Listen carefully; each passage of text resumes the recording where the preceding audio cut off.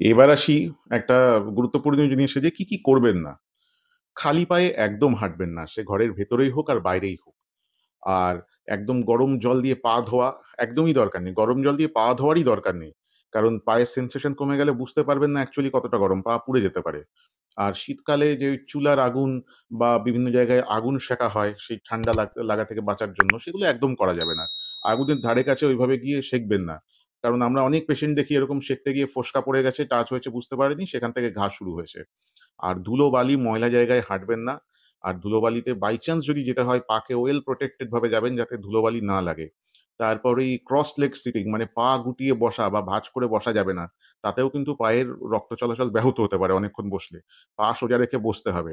আর রাস্তার পাশে ওই সস্তা পেডিকিউর এসব একদম করাতে যাবেন না। তাতে ইনফেকশনের চান্স বেড়ে যায়।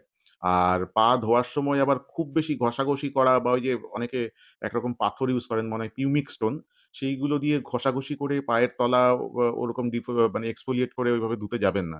ঘা হয়ে যেতে পারে।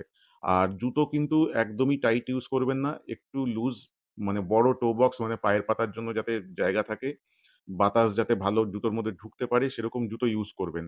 আর যখনই সুযোগ পাবেন বাড়িতে যখন থাকবেন জুতো খুলে নরমাল মাইক্রোসেলুলার রাবারের চপ্পল বা নরম সোলযুক্ত চপ্পল পরতে পারেন।